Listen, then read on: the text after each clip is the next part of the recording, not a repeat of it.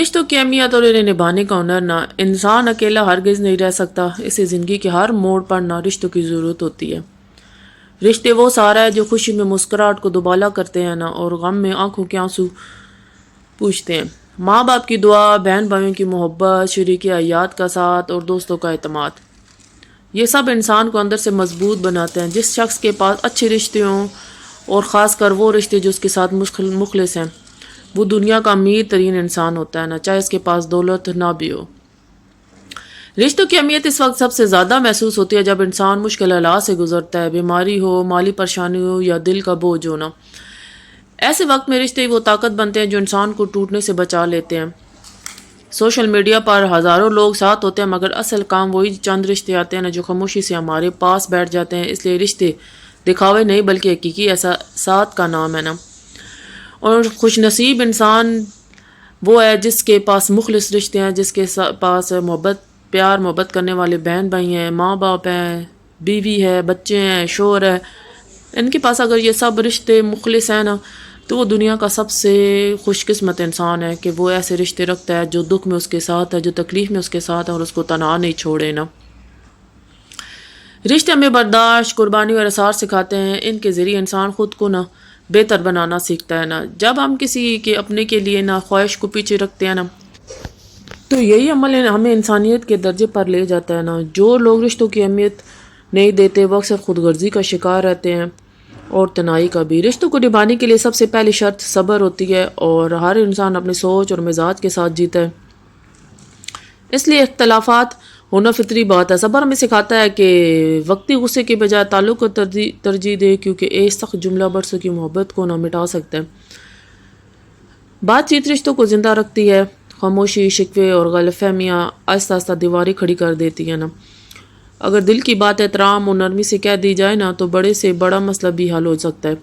اچھا تعلق وہی ہوتا ہے جس میں بات کرنے کی آزادی ہو، ڈر نہ ہو۔ معاف کرنا رشتوں کو مضبوط بنانے کا سب سے خوبصورت طریقہ ہوتا ہے نا۔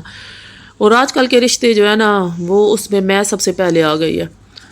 ہر انسان انا کا بت بنا کے نا اپنے اندر کھڑا ہے کہ میں کیوں پہل کروں یا میں کیوں آگے بڑھوں۔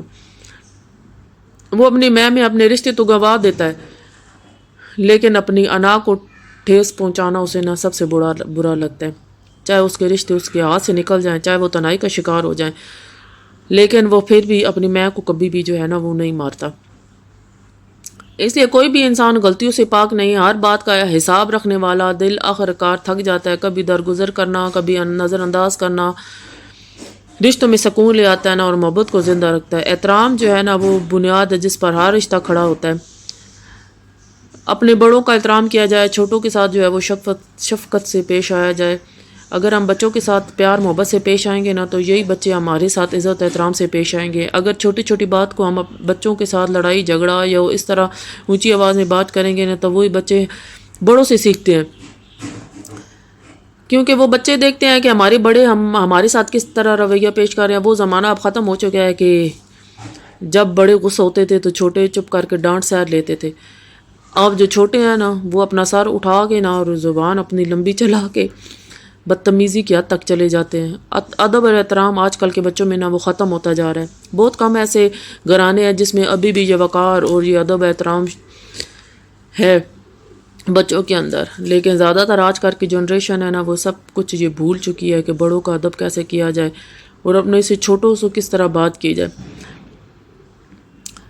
خلوص کے بغیر جو ہے نا رشتہ صرف ایک ذمہ داری بن جاتا ہے نا۔ سچا رشتہ وہی ہوتا ہے جو بغیر کسی فائدے کے نبھایا جائے۔ جب رشتوں میں مطلب آ جائے نا تو اعتماد ختم ہو جاتا ہے اور اعتماد کے بغیر کوئی تعلق دیر تک نہیں چل سکتا نا۔ اپنے رشتوں کو اگر آپ لوگوں نے بچانا ہے تو سب سے پہلے اس میں اپنے میں ختم کر دے اور اپنے پیارے رشتوں کو اپنے پاس رکھیں۔ زندگی اور موت کا پتہ کوئی نہیں ہے۔ آج کل کے جو حالات جا رہے ہیں نا، انسان لمحے بھر کی دیر ہے، پلک جھپکنے کی دیر ہوتی ہے، موت آئی اور انسان چلا گیا۔ پھر یہی انسان بیٹھ کے اپنے ان پیاروں کو روتے ہیں جن کو زندگی بھر وہ دیکھنا ان کو گوارا نہیں تھا، ان سے بات کرنا گوارا نہیں تھا، اور پھر اب ان کی زندگی میں ان کو کہتے ہیں کہ یہ میرے لیے مر گیا اور میں اس کے لیے مر گیا۔ لیکن در حقیقت جب ان کی موت ہوتی ہے نا تو پھر یہی رشتے سب سے پہلے بیان کرنے بیٹھ جاتے ہیں کہ ان کا پیارا ان کو چھوڑ کے چلا گیا۔ بہرحال اللہ پاک سے تو میں یہی دعا کرتی ہوں کہ اللہ پاک مجھے بھی اور ہر ایک انسان کو ایسے رشتے دے نا کہ جو اس کے ساتھ مخلص ہوں اور مخلص طریقے سے اس کے ساتھ پیش آئیں، اور اس طرح جو ہے انسان کی زندگی بھی بہت، اگر وہ مخلص رشتے اپنے رکھتا ہے نا تو انسان کی زندگی بہت خوبصورت اور بہت اچھی گزرتی ہے نا، اور وہ انسان کبھی بھی تنہا نہیں رہ سکتا۔ اور سب سے بڑی بات کہ اپنے اندر میں ایک انسان ختم کر دینا تو اپنے پیاروں رشتوں کو جو ہے وہ کبھی بھی اپنے سے جدا نہیں کر سکتا، صرف ایک میں ختم کر دی جائے تو۔ دبئی میں بہت زبردست سردیاں چل رہی ہیں ابھی بھی، اور موسم میں آج کل کا دبئی کا نا بہت زبردست ہوا ہوا ہے۔ میں اپنے پچھلے کتنے ولاگ میں نا دبئی کے موسم کے حوالے سے بتاتی آ رہی ہوں۔ اس دفعہ دبئی میں سردی بھی کچھ پڑ گئی ہے، اور مجھے لگتا ہے کہ یہ جو پیچھے بارشیں ہوں گی نا، بارشوں کی وجہ سے نا یہاں پہ اچھی خاصی ٹھنڈ ہوتی ہوئی محسوس ہو رہی ہے نا، اور دھوپ میں بیٹھے تو دھوپ تھوڑی تھوڑی اچھی لگتی ہے۔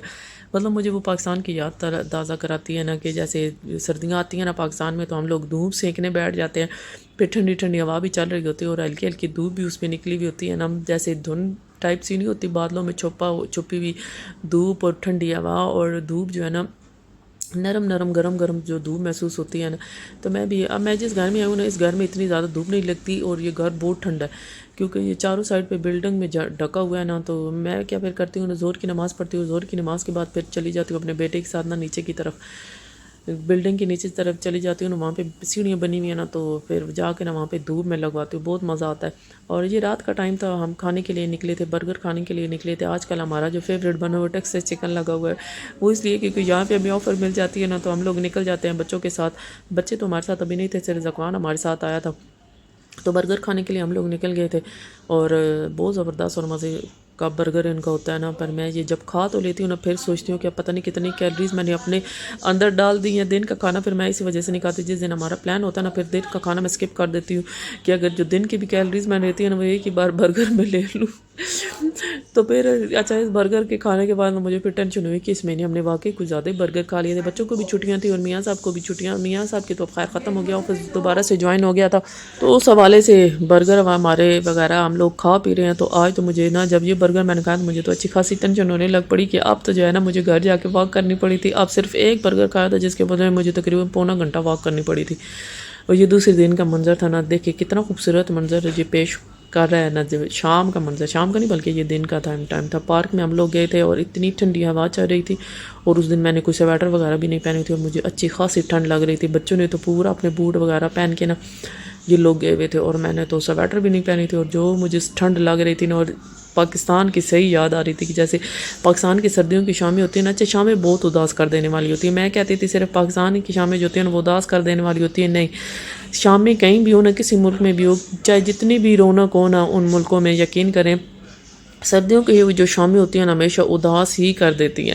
میں یہ چیز بہت نوٹ کرتی ہوں۔ میں اگر دبئی کے یا یو اے کی کسی بھی پارک وغیرہ میں یا کسی رونق والی ایریا میں جاؤں نا، اور وہاں شام کا منظر پیش ہو رہا ہو نا، لیکن یقین کریں وہ اداسی اندر سے اداسی جو ہے نا وہ آنے لگ پڑتی ہے۔ اور یہ ہمارے گھر کے پاس ایک بہت ہی خوبصورت سی جو مسجد ہے، گھر کے پاس تو خیر نہیں، اب پرانے والے گھر کے پاس میرے خیال میں تھی یہ والی مسجد، تو ڈیزرٹ سائڈ پہ ہم لوگ گئے تھے، اور ڈیزرٹ سائڈ پہ تو اور زیادہ سردی تھی۔ یہ تو شکر ہے کہ میرے میاں صاحب نے نا سویٹر میرے لیے رکھی ہوئی تھی، میرے لیے نہیں اپنے لیے رکھی ہوئی تھی گاڑی میں، میں نے وہ نا نکال کے پہن لی تھی۔ تو لیکن بہرحال کھانا وغیرہ ہم ساتھ لے کے گئے تھے، اور کھانے میں پکوڑے تھے، دہی بھلے تھے، چنے چاٹ وغیرہ یہ سب کچھ تھا، اور کھا کے بڑا مزہ آیا تھا۔ شام کے مزے میں افطاری ہم نے کر لی تھی۔ تو یہاں پر جو ہے وہ میرا ولاگ ختم ہونے والا ہے۔ جاتے جاتے لائک کمنٹ سبسکرائب ضرور کیجیے گا۔ انشاءاللہ نیکسٹ ولاگ میں حاضر ہوں گی۔ اجازت چاہتی ہوں آپ لوگوں سے، اللہ حافظ۔